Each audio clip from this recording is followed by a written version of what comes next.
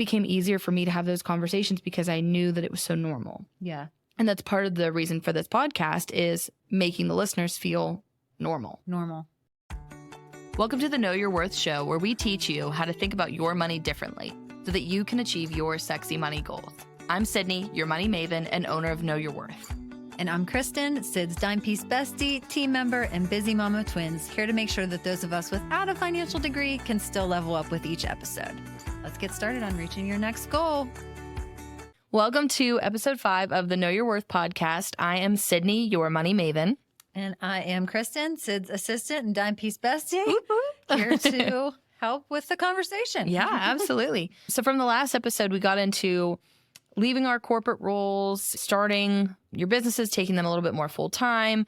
And we touched a bit on what our conversations with our partners or the people close to you in your life, what they thought of that. So this episode, we're going to talk about working with your partner on either actually working with your partner, like physically working with your partner at work, or working on your dreams and goals with your partner, and also just financially working with your partner, having separate jobs, working together in your own household incomes and finances and everything like that. Kind of just what our roles are and how we've navigated our relationships with our partners with our finances. Yeah. And Sid's going to share what goes on in her home. I'm going to share what goes on in mine. And then she's going to give some practical tips for those of us who are more like me, which you'll hear. And what's cool too is from my perspective and the things I've seen, I'm also going to talk a lot about what some of our clients have done with their partners after conversations we've had for building their businesses, growing their stuff, and what they've then been able to take home and share with their partners to make things smoother, easier, just better transition at home in regards to their finances and their businesses in general. Yeah. So to give you a little bit of background on my situation with my partner. So Alex, my husband, and I work together full time. His background is in finance. My background's in accounting. So we both right off the bat have the data and the number mindset when it comes to our personal finances. Our brains think similarly in that respect. So that definitely helps with a lot of our conversation there. So Alex, his background's in finance. Like I said, mine's in accounting. We both had our full-time corporate positions, and we've always been open about talking about money. I do think that a lot of those initial conversations were initiated by me just because that was what I came from. That was the background I came from. Alex really didn't come from that background. So it was a little bit harder for him at first to have some of those conversations just because he wasn't used to them, wasn't very comfortable with them. And so we've come a long way from the beginning there. But like I said, both of our backgrounds are in finance, accounting. We now work together full time. So that was always one of my sexy money goals, was to not retire my partner, but to get him out of corporate life. How can we make our lives more flexible so that we can travel together more often, so that we can have the same schedules together? So we're getting home at the same time. We're working on similar projects. That was a big goal of mine. Was I really appreciate Alex's hard work and work ethic. So I knew that was going to be beneficial for us to be able to work on things together, especially when we have two of our businesses before the bookkeeping, before he came on full time for Know Your Worth, we own together. So we own the Golf Academy with my sister and my brother-in-law. And then Alex and I both own a co-working space. So the co-working space is where I work out of on a day-to-day basis. So I knew it was going to be really beneficial too if he could be here with me to see some of the struggles that I was going through on a day-to-day basis, running it and taking that on an operational side day-to-day. I knew I also wanted him to be more involved in that. So it's always been a goal of mine to have that where we were working together on the same goal, same effort. We're both very outgoing in our personalities. We're both very chatty. We really like a lot of the same parts of our jobs too. We like the client engagement. We like the interaction, but we also like solving puzzles. And Alex is a little bit of a perfectionist, and I'm a little bit more of a take on multiple projects and get them all done. And Alex is a one at a time till it's done before moving on to the next one. Mm-hmm. So that's a little bit of a background for us. But we manage our personal finances at home now a little bit differently than we used to. So what I wanted to do from the beginning was really have this open picture of our finances, that we were looking at our budget together. We were looking at our spending together. We were looking at our savings, our debt, all of that together. And that took a little bit of time for both of us to be very comfortable with that. It's not an easy thing to just jump right into. But we used a couple different tools and resources where now what our financial picture, the setup of the financial picture for us is that we have one joint bank account and we have 2 credit cards that we both utilize. One's kind of the more of the travel points one, and one is like the other one that we have that we don't really use all that often. But we mostly use our travel points card. And then, like I said, we have one shared bank account. And for us, all of our recurring bills flow out of that account. So we both fund it every month, and all of our bills are set up to automatically pull from that so that we don't have to anymore have the conversation of, oh, okay, the mortgage payment's coming out. I need you to Venmo me, or I need to Venmo this or that. So we don't have to have that exchange anymore. And that's helped a lot of just like making that conversation easier of, why do I have to Venmo you? Don't you have the Venmo from last month or this or that? And not that it was ever a negative conversation, but it can be sticky. It just can be annoying sometimes. Yeah. And the last thing I want is for anyone, let alone Alex, to be going through my bank statement and judging purchases. That is not us. We will not be that way. I will never be that person. But we operate in our budget where like we know what's coming out. We have investments, we have savings, so they're automatically being pulled. And then after that, Alex can spend his money on what he wants there. I can spend my money on what I want because we've already removed it. The shared money that we need to work towards our goals is already taken out. So now that extra money, that's ours. That's ours to play with. That's ours to do what we want. He's not going to judge me for going to buy shoes and cheese, and I'm not going to go judge him for buying shoes and bourbon. We've gotten to this point now that feels really good. And then when we have big savings goals or like new projects that we want to start that we're like, okay, we want to travel or we want to do this, maybe we reevaluate how much is being pulled from our individual accounts into that joint account, and maybe we bump it up. Or maybe we have a couple little other random savings accounts that we can filter money into here or there if we're trying to work towards a common savings goal. But for the most part, the day-to-day maintenance is very seamless at this point. It's just very ongoing. And we don't have to all the time have a conversation of this or that. If something crazy happens where we're like, hey, my car needs this massive repair, it's going to be $1,000. Which card should I put it on? That's more what we'll talk about is, okay, which credit card should we put it on? And then where should those funds to pay it off at the end of the month look like or come from? And if it's something where like we couldn't pay it off at the end of the month or we didn't want to, we would talk about what that plan of attack would look like to get that gone. And that happened a lot for a couple years for us just because we had expenses come up, our plumbing broke. There's always something where you have to, if you have to carry a balance on a credit card, that's okay. It's totally fine. But what's the plan to get out of it? And what's the plan to attack that? So I think that's something that's become a lot easier for us to talk about because it was definitely a lot harder in the beginning is, okay, for a period of time, I was making more money than Alex was. And so it was like, am I the one that's paying for this all the time? And that can be tough. That can be a sticky conversation. And then when I quit my corporate job and Alex was the one with the income, then it was like, okay, who's paying for this? Is it coming out of his now? So we both have had that balance of like being the one that was making money or more money for a certain period of time.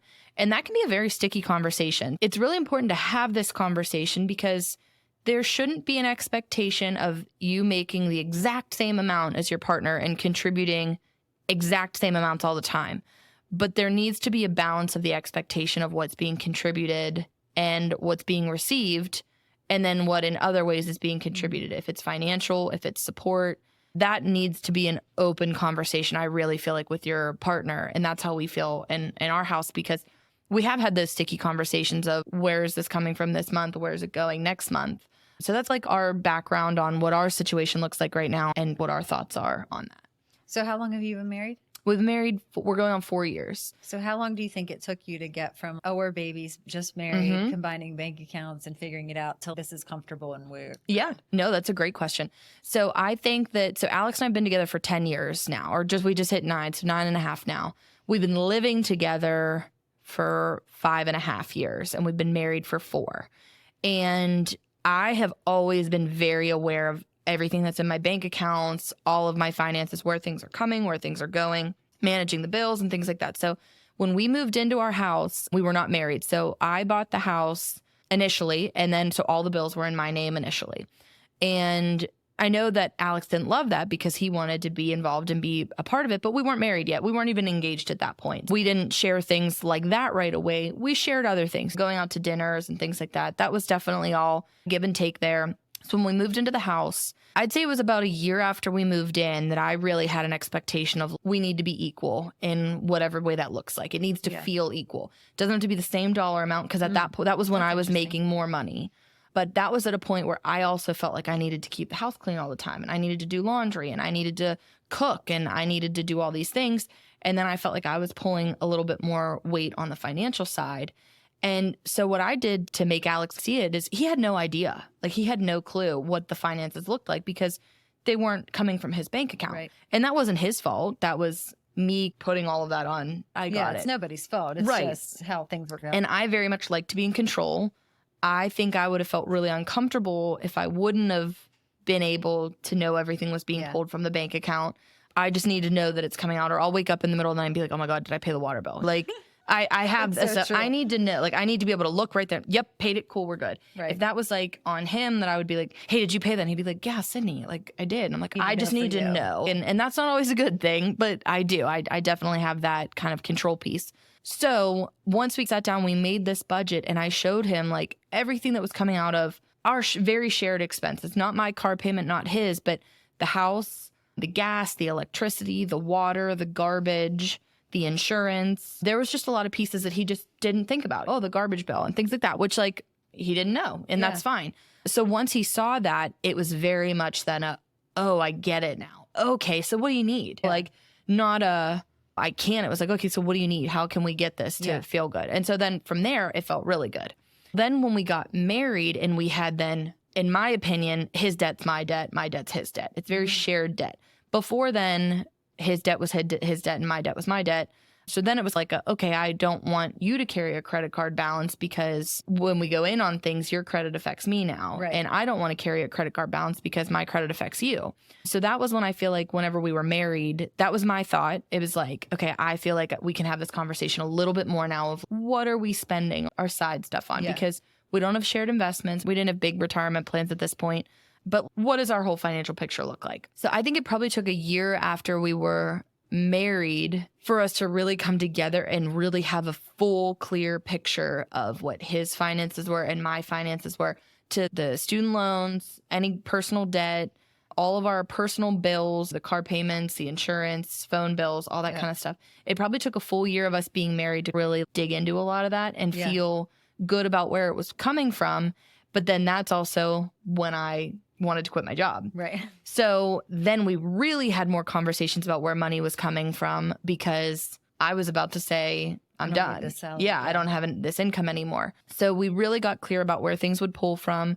And I also don't want it to be misconstrued that we haven't carried debt. We have carried lots of debt. Alex and I, when we opened the Maverick, our co-working space, we carried all that debt on our personal cards. And so at one point, the Maverick cost us $30,000 to open up. So just the Maverick expenses of opening up was $30,000 on our personal cards. Wow. And then we had other things. But at that time, too, because that was still within the first year of me quitting my job, which I probably put that strain on us that I didn't need to do. But it worked out and we made a plan for it. But right after starting Know Your Worth, I hated working from home and I wanted to be out. So we opened up a co-working space. And so in a time period where we didn't have a ton of cash flow that wasn't very consistent, we opened up the Maverick. And I will say that all the budgets that I had for the Maverick were spot on. So we knew what we were getting into. We knew what the plan was, but that didn't make it any less real that we had credit card debt that we carried for a while. Right. Just because we didn't want to be out of cash should anything happen. But we were absolutely both willing to pay interest on things to know that we still had an emergency fund and a savings and all of that. So that was a little bit longer probably, but it took about maybe a year of us being married to really feel like I think we were totally clear on what we had, like what the rules fully. Were. Yeah. And then in the past 2 years is whenever we feel now good with the business and the income coming in, where we've set up another investment account and restructured kind of the way the money flows. The joint bank account we didn't set up until after I started Know Your Worth. Really? Yeah. I think it was just one of those things that we were very open and talking about where things were coming from.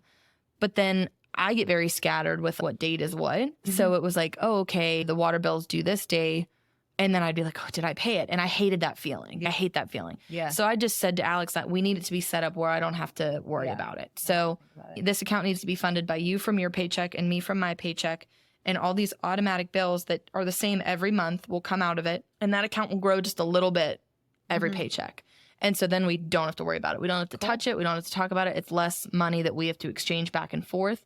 So it just feels like we're both contributing to the same thing without it going from him to me to the account or from me to him to the account. Right. So that feels a lot better too.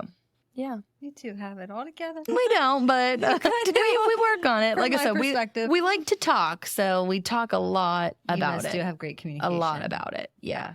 Do you think that money's probably like the number one thing that people fight about? Yeah. Yeah. Yeah, I do. And they might not know it, but the basis is money because if like you peel back all the layers, it would be like $1 in the middle. yeah, I really, it's because I think it's selfishness around money of one partner feeling like they're providing more and they're not getting an equal share back. One partner being very scared of spending money and the other partner loving to spend money. Yeah. And even if that money is spent within control, it's just if the one partner doesn't value what the other partner wants to spend their money on, Right. then they're always going to be annoyed. If that's men with golf or if it's women with Target, it's both sides. Yeah. But I think a lot of the basis is money. I do. Yeah, I think it so is. too. Yeah, I do. If I could peel back 90% of the fights that Chris and I have, that comes down to that. Yeah. Yeah.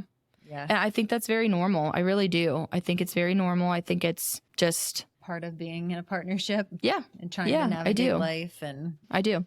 yeah. So What does your situation look like? As much as you want to share. yeah, when Chris and I got married, so we've been married for 12 years and we were been together for 14. And we lived together after a year. We always pretty much had things separate. We both had corporate jobs. He had his fitness company. I worked in the school district, but then same thing. Like we lived in an apartment. We shared, okay, I'll pay the rent. I'll pay the water. We divided it. He made more than me at that time. And so what I didn't contribute in finances, I probably contributed in like sweat equity. Like I cleaned, I did the laundry. I felt like I had to because I'm just somebody who feels like I want things to be equal. Yeah. Probably goes back to some deep childhood stuff, but we don't have to do that here. So anyway, so that's what we did for a really long time. And then we got married and we got the joint checking account, joint savings account, but we both kept our own accounts also just for freedom because we are not you can't buy that, you can't do that. Right. I don't hide my bags in the car when I go shopping and I never did. He doesn't hide anything from me that I know of. So it's just like we're independent and we wanted to feel that independence. So we did that for a very long time. And then when I left my school counseling job and started the other job where I was making a lot more money and I replaced both of our salaries, when we had the conversation that he would leave his job, I didn't think about it too much. And I wish I would have thought about it more, but I was so proud of being able to support both of us at the time that I think I just let ego take over maybe. And I was just like, I'm taking care of everything, which is a novelty at first until it's not anymore. At that point, then I think it was a little bit of even though he wanted to do that and he wanted to pursue his own company and his own dreams and all of those things, he did have a give and take with I'm not the supporter anymore, or I'm not matching her equally. So I feel like we've had some discussions around that. So anyways, I've been our family supporter for the last 7 years. It has had some very clear downs and some very clear ups. And I'm proud of myself that I can do what I do, but it's definitely difficult. And I'm like you, I pay the bills not just because I make the money at this point. I always did, because I just need to know I need to check it off my list. Yeah. I think we have trust issues. Yeah. I just need to see control. it. Yeah. I don't want to get in the shower one day and need to be somewhere and there's no water. Yep. Because somebody forgot to do something. Yep. Absolutely. So I've always been the person who takes care of that also. I think what we wanted to transition into is what advice you would give people who need to have those conversations with their partner. What tangible things can you do? And then I'll share a little bit about what we don't do and maybe what we'll start to implement. Yeah, absolutely. So one of the things that you said in the beginning of what you were talking about is when Chris was providing at that point too, and you were doing a lot of the household stuff, because you really felt like you needed to.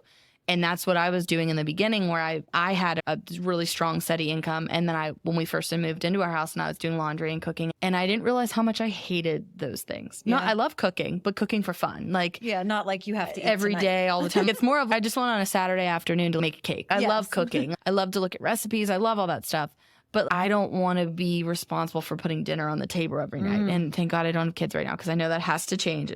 Just that mentality just has to change a little bit. You gotta feed them from day one. The trend on TikTok with like a girl dinner is like my favorite thing ever. Like I could do girl dinner every night. Like just a couple little snacky things. I'm good. A container of couple milk. pieces of cheeses, a pickle or two, a little glass of wine. I'm like good. Yeah. But so that was really different whenever I felt like I was working so hard to try to build up this business.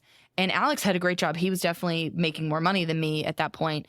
But I felt like I was doing a lot. Like I felt like I was busting my butt every day. And then I was coming home and there was no laundry done. There was no food done. But those were my roles before. And I took them on myself. Like I never told Alex that this is what I'm going to do. This is what, it wasn't like that. Never did that either. But it was just like I was doing them. Then all of a sudden, like the house was just like a mess. And I remember I just had the breakdown. And I was like, I just can't do the home stuff anymore. And I hate it. I despise laundry. And if my mom listens to this, she'll laugh and then get so mad at me because I just despise laundry. I cannot do I can do one load max. And it's like not once a week. Yeah. And it's not once a week. I can do one load max like every 2 weeks or 3 weeks. Yeah. But I also have enough clothes that I can typically get through that time period without needing to do it, which also isn't a good thing. But I know that I hate laundry and I'm not very good at, I think it's an ADHD thing too, where like I have a coffee and I leave the cup there and walk away and it'll stay there for 2 days. I'm like, oh, that was my cup. Yeah. I just don't see it. I don't think about it. And so I remember having this like breakdown to Alex, like I can't do these things anymore. Like if you want clean clothes, you have to wash them a little bit too. And he was like, okay, that's fine. Like, I get it. I never asked you to do this. He was like, you never asked me to do it before, but yeah, I can do that. And then he just started cleaning up around the house more. And then it's funny because where he wasn't necessarily like a clean freak or had any of that before at all, he has it a little bit more now, which is also really fun for me because I'll come home and the house was really clean. And he's like, yeah, there was just stuff everywhere. And I'm like, yeah, that was my fault. Sorry. But it's done. It's really fun that it's like he's absolutely picked up all of that weight of the things that were just like too much for me at home. Sorry to interrupt. No, that's okay. Do you feel like because he has left his job and works with you now and you are the owner of the company, that there's like a role reversal and he feels like he has to be the sweat equity now? Yes and no. Too. Yeah, I think that was probably it for a while there that he really wanted to step it up after. And he's talked about that too. Like he really wants to step up and just be working really hard for everything. And so I think that when he realized how much of a burden was lifted off of me by just doing that kind of stuff, I think he was like, oh, wow, this is great. I didn't realize this was this big of a deal. Yeah. Because not that it wasn't a big deal to him, but at the time it really wasn't. He didn't care if there was a cup on the table, but I didn't either. But then there would be 6 cups on the table. Right. And so then it felt like so much. And we've also talked about this too, that it was tough when we were working in different places because he felt like he was working so hard all day at work. And I felt like I was working so hard all day at work. And then we'd come home and be like, you don't know the day that I had. You don't know what I've been through today. It's not a contest, or it can't be a contest. Turn into that and it turns into that. Yeah. And so I listened to one thing on Brene Brown was saying, it was a couple weeks ago, I saw this post and she was like, my husband and I have a system where when we come home, we check in with what level are you at? And she's like, you're never going to be 50-50 ever. It's just not possible. One of you one day is going to be 100 and the other one's going to be 20. One day one of you is going to be 30, the one will be 70. Then the next day it'll be 40 and you'll both be at 40 and it'll both be terrible. But you have to be honest and not make it a competition. But like when you come home, hey, where are you at? And we're trying to do that. We don't use like the 50-50, like our numbers per se. We'll come home and just be like, hey, I just am mentally like not here right now. So I can't do the laundry tonight. If you need something, let's pick out the 1 or 2 things you need and let's do it. Or it's going to wait. It's going to be pushed.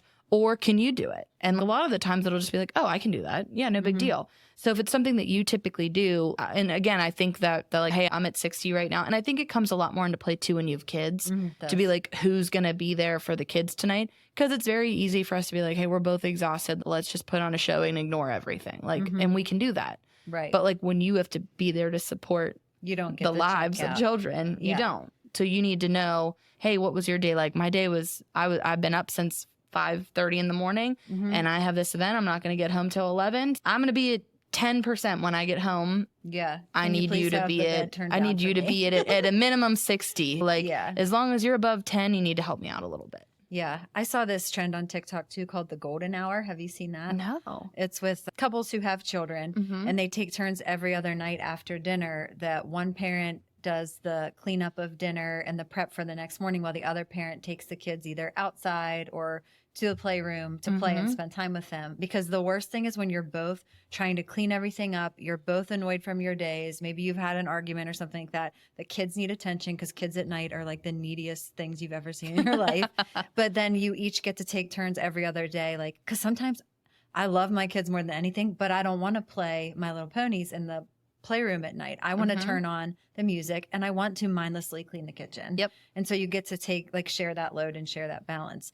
And just bring it back around to finances. I think it's the same as anything else in a partnership, like open communication, tools for survival, preparation. And giving each other grace with how hard the other ones are working. Because I think that's, to bring all of it back to finance, like you're saying, is like a lot of it comes down to who worked harder, who had a harder day, who provided more. But everyone thinks they're working hardest. Exactly. So it's be real with yourself, be real with your partner, and be honest about it too. So it's, if you can't provide the same income, how can you provide? If you aren't, if you don't want to provide the same income, you want to start your own business and take that leap, then what's the communication to be that you are still going to be supporting your partner? Right. They look forward to. Exactly. What can they look forward As to? you pursue your dream, can they look forward to? What does the timeline look like too? And so that's where, if you have a budget and a plan, when that budget or plan runs out or reaches its course, what's the new plan? What's the new timeline?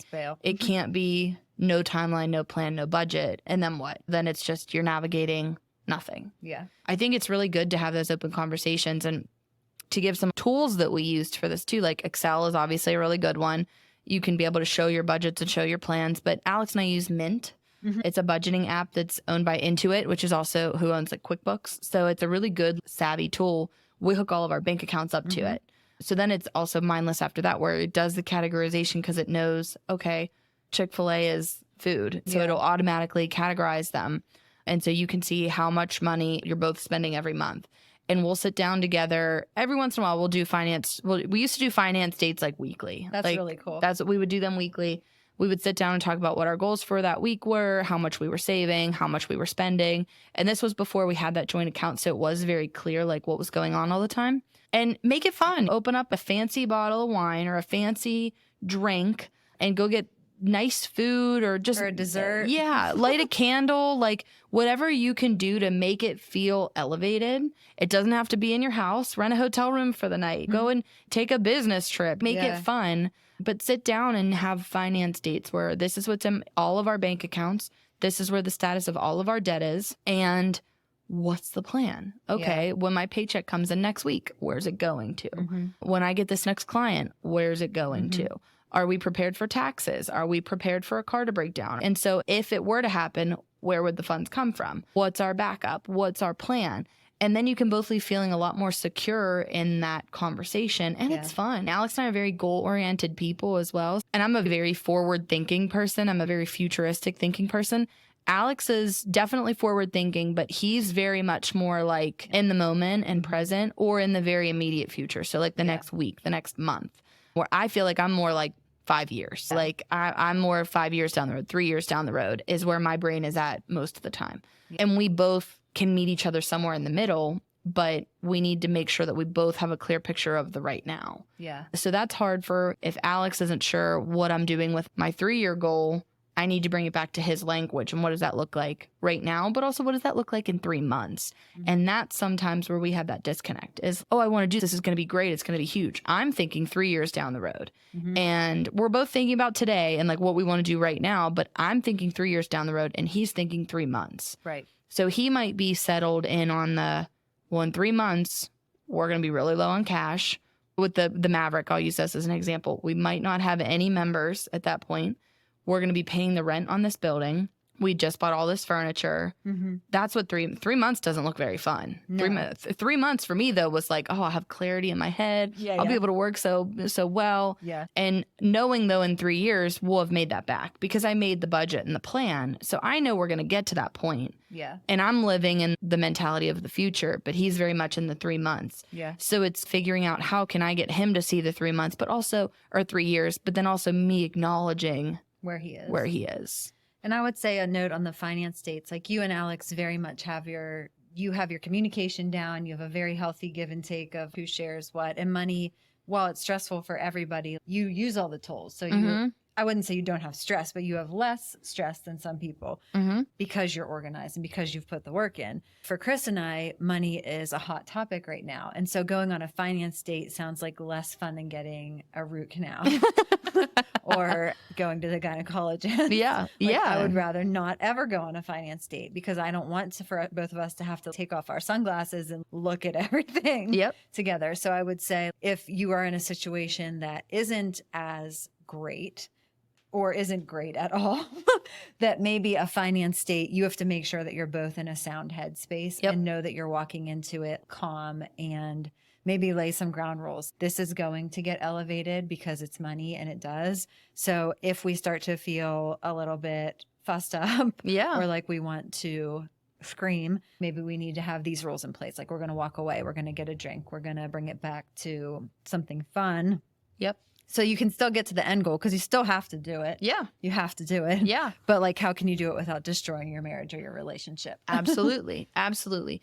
And I think too, one of the reasons why it was probably easier for me to have some of those conversations was because that was my job. I see other people all the time. So I know it's very normal and it's not taboo, but we make it taboo. I remember the most stressed I was ever about money was whenever Alex and I were just dating and I had $6,000 of credit card debt. Yeah. And I was losing sleep. I was so sick to my stomach about this that I was like, what is going on? Like, how am I in this debt? This is terrible. It's because I did this and this and this, and we did this, and this was necessary, and this was necessary, but this wasn't, and this wasn't. And I was just eating myself up. When am I going to get out of this?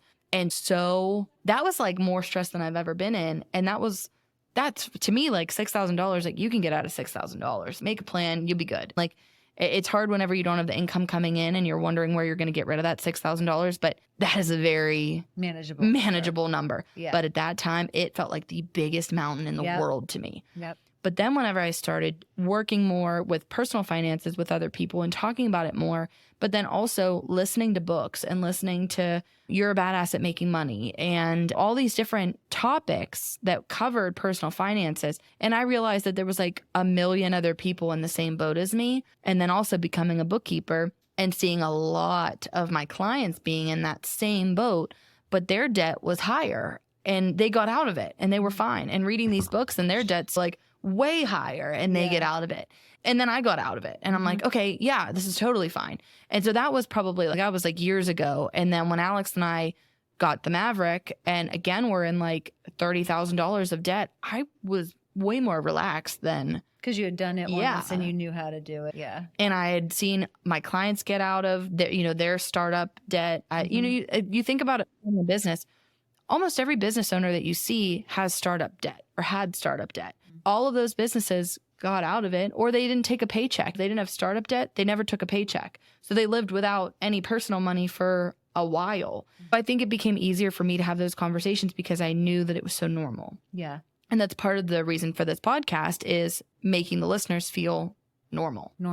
It's and okay. Sharing the parts of our lives that maybe we aren't super proud of, but knowing now that I know you and talk to you so openly, like I know that the things that I felt so much shame about a year ago, I shouldn't feel shame about. Yeah. Like it's just part of living in this world and trying to make the best decisions. And I think with money too, if you made the best decision, this is hard for me to learn, but at the time with what you knew to survive or do what you had to do, then you'll figure it out. But sometimes that is the position that you're put in. What are some other tools that you would suggest for people? So if you are self-employed or you are a contractor of any kind, QuickBooks Self-Employed is really good too. because you can do the same thing that Mint does, but it'll also create financial statements for the business side of your life. So if you're somebody that's a contractor, again, you can plug in all your credit cards, all your bank accounts, and then any money that comes in that's related to your contractor business or what you're doing to make that money, you just can swipe it to the right for business income. And then anything that comes in that's personal, you swipe it to the left for personal. And then it's the same thing with expenses. What was this expense? Oh, I went out to lunch with a client. That's a business expense. Oh, I went out to lunch with my friends. That's personal. So that was a really good one because then you can truly see what's a business expense and what's personal expense.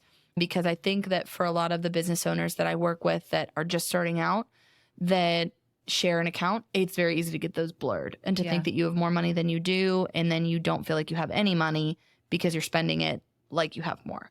So that was a really good one. I think QuickBooks in general, if you don't have QuickBooks as a business owner or any of the tools, Xero, any of the bookkeeping tools, Excel is great, but it really helps to be able to generate financial statements and get the whole picture of your business. So QuickBooks is huge. Intuit for anybody on just a personal finance level that doesn't want to include any of their business funds, that's perfect. That's what Alex and I use as Mint. You Need a Budget. YNAB is another great software. It's awesome. The functionality for me, my brain doesn't work like that for the functionality. So that one's hard for me to get into sometimes. But if you like the nitty gritty details and making that plan like down to the penny, I mean, and then carrying over the funds to the next month or where they were. Like that one, that was hard for me. Like the envelopes, but it makes sense if you're putting money into a travel budget and you're putting $50 in every month, and then after a couple months, that travel budget's much higher. And then when you use it, it can all come out. So it never looks like you're in the negative and then you're building back up. Or it can if you spend it and then you're replenishing it. But I did so YNAB was good. Quicken's a good one. Quicken is another good one. That's a very detailed interface as well. Very detailed interface. Lots of data in Quicken. Intuit and YNAB, I think, are a lot more user-friendly. Quicken can be very intense, but very good program as well. If you're somebody that likes data, those are good ones. And then Mint is on your phone. I'm sure they all are, but the way that I use Mint on my phone, it can be a widget on your background. So whenever you're out shopping, you can look at your phone and see how much money you've left in your budget for the month. So that was a really good way whenever we were really saving and we were really nitty gritty about what we were spending on. I could just look at my phone and say, okay, my budget for this month, I have $500 left in my budget. But out of that, if I click on it, I can see that I only have $250 left in my shopping budget. So now I know my budget at Target is $250. And that's if I want to spend my whole budget right now. So that was really big. The other thing that I really love, and this to me is to set the scene a little bit on this one, I think what's funny and interesting about personal finance is if you're sick, you go to the doctor. If you have like a physical ailment or illness, we're not afraid to say it. We're not afraid to go to a doctor and ask for help. We might be afraid to tell our friends and talk about it, but we will go to a doctor and we will talk about it. If we have a mental instability or illness or hardship, again, we might be uncomfortable saying it to our friends all the time, but we will go and see a doctor. Seek help, For your finances, why are we all expected to know everything about finances? That's not what we do. There is no. That's like me being ashamed that I can't fix you're not rash that I picked up in the woods. You can't perform open heart surgery. I can't prescribe myself medicine. Just like you're not supposed to know what every fund to invest into or how to manage all of these financial tools. And it's so funny that everybody thinks that they need to be able to do this or they need to know inherently how to do this. Especially since we all came from the same educational system that taught us how to play dodgeball instead of how to balance a checkbook. And we all come from parents that probably didn't know how to manage it in the way that we need to manage it. Everybody is different. So it's funny though, but basic health things, we all know how to manage that for the most part. And you watch your parents, whether or not they do it, you know that stuff, but you still have no problem for the most part going to a doctor and asking for help. Seeking help when you need it. But for things that are just so much bigger and harder and no one wants to talk about, we don't go and talk to people about it. And I think a lot of that is, I think that sometimes my conversations with some of my clients ends up being more like therapeutic than anything else. And I feel like sometimes they want permission to go and spend it or to have the debt and this. And I don't want to ever feel like I'm their therapist, but I want to help. But I'm sure you kind of are. That's why I think sometimes that's how I feel with that. But what I want to say to that is everybody should have something like that. Have a friend that has your back. And just say, I need to have an open conversation about money. Or is this something that you would be comfortable with? And people will tell you for the most part if they are or not. No, money makes me really uncomfortable. I don't want to talk about it. Yeah. Great. Don't move on. Hey, to an aunt or an uncle or a grandparent or a parent or a coworker, especially if it's a coworker that you know is sort of in the same block as you know, kind of you make around the same amount, you live in the same area, you know what their background is. To have somebody that you can share that conversation with is huge. And no judgment. Again, like no judgment. So seek that help, seek that financial help. It is really freeing. It is. And it makes such a big difference whenever you know that you're not alone in this box. And so with that, kind of having that like therapeutic side and that mentality side, one of the other tools that's really helped me is, and this is going to probably sound interesting, but also oversimplified to some people, is Pinterest. And so I have my, not necessarily a dream board, but a lifestyle board. And I called it, when I got married and when I was changing my name, I called it like SL Conway, Sydney Conway. And because that was my married name. So I was like, this is the person I want to be. Aww. So I made this about 4 years ago, and this is the person I want to be. And I pinned all of these images of the lifestyle that I wanted, not just like the car I wanted or the house that I wanted, but I want to wear this to work. I want to feel like this person looks. I want to feel like this picture is making me feel. I want to wear these outfits. And I made that a big widget. That board, you can make that board a widget on your phone. Wow. So on your phone, those pictures will cycle every hour. So every hour you'll get like a different taste of the life you want. Yeah. So what I tried to start asking myself, and this is still hard because, again, especially if you're somebody with ADHD or you just like to shop or you get excited all the time, you go to a store and you just have an impulse purchase. So it still happens, but I try to think about it, especially when I'm buying clothes and when I'm buying things that I'm going to use all the time. Is this in line with who I want to be? Does this align with who I want? If it aligns with who I want and it's in my budget, I should have no guilt buying it. Yeah. You'll feel guilty when you buy something that doesn't align with your values. Love that. Yeah. Yeah. So that's one of the other tools for me is Pinterest, making that board, putting that up there. If you shop and spend within your values, you won't regret the purchase. Yeah. That's great. It's a lot of great tips for getting started with a conversation with a partner or just by yourself on how to get your ducks in a row. Yeah, I think I've said that 15 times since we started this podcast. Well, but get your ducks in a row. Yeah, it's good. You're getting all the ducks in a row. My ducks are all crazy. They're like swimming in different directions. Got to round them all up, bring them all back in. Start that whirlpool to just suck them all back. That's what a budget is. It's just suck everything back in. Swirling it all in. So it just comes all, rains it all back in. Yeah. Do you think you'll use any of the tools that we talked about now? Yes, I do. And I have Mint on my phone from that conversation we had last year. And it'll even, I must have an account because it'll send me emails and it's, you just got charged for something. I'm like, where'd that go?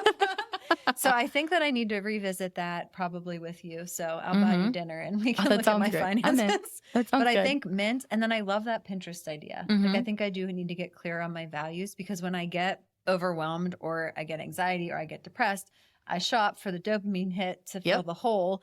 And if I am not clear on what my values are or what I want or the person I want to be, I'm just like buying rando stuff off of Amazon. So I'm guilty of the dopamine hit too, because it's like it's that immediate satisfaction and like knowing that an Amazon package will be on your porch. It's just so satisfying. And that's the world that we live in. It's that easy. It's that quick to just feel that. But if you can set a budget for what your dopamine hit limit is. Yeah.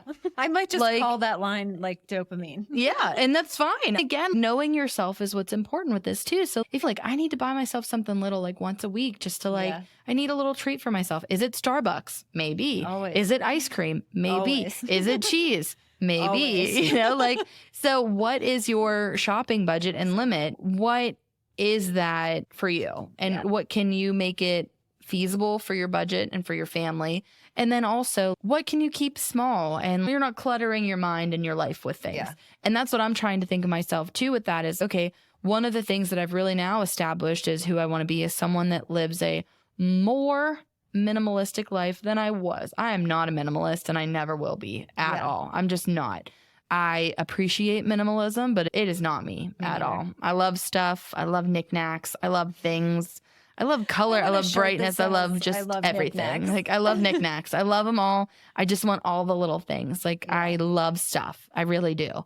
And so I want to stop feeling bad about liking stuff. And I think that people sometimes make you feel bad about liking stuff. But my grandma was a hoarder. Hoarding runs in my family for sure. That is hereditary if you didn't know that.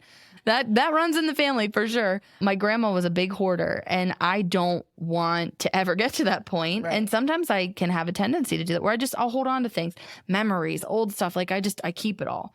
So one of the things that I need to know is I need things to be more in the open. So I know, okay, if I'm going to buy something, now my thought is where am I going to put it? Like I have to think, where am I going to put it Like when I the buy next something? step above. Yeah. This. Not just me using it, but where am I going to put it? Yeah, word. And I've actually gotten pretty good at that because I haven't bought any craft stuff in a while. I noticed that. I I didn't know. want to say anything. I've been pretty good because really good. I have nowhere else to put it. So until I get rid of some of the old stuff, the couple spools of yarn and crochet needles that I have. Cricket and the the stained Cricut I glass used machine. yesterday. I used the Cricut yesterday. Yeah, so that was good. And that kind of stuff. Just being able to think about what your values are. Know yourself, be honest with yourself, and don't let other people sway you for what's important to you. And from there, try to start asking yourself questions before you buy stuff. And then the same could go for your partner. If you commit to doing it together, that's a lot easier than just telling your partner that they need to start doing this or that. Hey, you need to think if this is within your values before you buy it. That's a hard conversation to have. So I think if you can say more along the lines of a budget of, hey, we're both going to commit to this dollar amount of our dopamine hit spending or our shopping budget or our miscellaneous stuff, set up the funds to be that way. Load up a prepaid gift card every month. And that's your limit. If anybody's a Dave Ramsey listener, I've gone through periods of time where I really like Dave Ramsey and then sometimes where it just doesn't fit my lifestyle. Jive, yeah. And I think that's, again, with any advice that you hear for finances, take what you need, leave what you don't need, and know that everybody's life is different. So, one of the things that Dave Ramsey does is the envelope method. So get cash out, put it in envelopes, and when the envelopes are gone, that's it. You're done. Another way to do that is through gift cards. If you just want to say, okay, every month I'm going to go buy myself a $100 Target gift card, and that's my budget for the month is that $100 Target gift card. That's a really easy way to just see it. And then if you are going above that, why? Why are you going above it? Right. Is it for the dopamine hit? Do you actually need those it? 3 colors of nail polish? Exactly. Probably not. Exactly. So I think those are a lot of the times personal spending is such a psychological thing. And I think just understanding the psychological piece and giving yourself a little bit of grace is always a good thing. A good thing. And communicating all of that with whoever you're managing finances with. Yep, exactly. Good tips, Sid. Yeah, fun. But it's fun to share because I've seen a lot of different ones. I have a lot of different clients that use a lot of different stuff. It's fun to talk about. I like talking about it now. I think it's really empowering to talk about finances and debt and that the icky stuff that's happened. It's empowering to talk about moving forward. Absolutely. Yeah. And I love talking about it. So I want to help anybody else have the conversations that they're not currently having. Yeah. We're so lucky to have you. Oh, gosh. As our money maven. Oh, please. Next episode will be our 6th. Yeah. And we hope you come back for it. Yeah. Join us. Join us. If you found a bit of inspiration in this episode for achieving your sexy money goals, click the subscribe button on your favorite podcast app or YouTube so that you never miss an episode.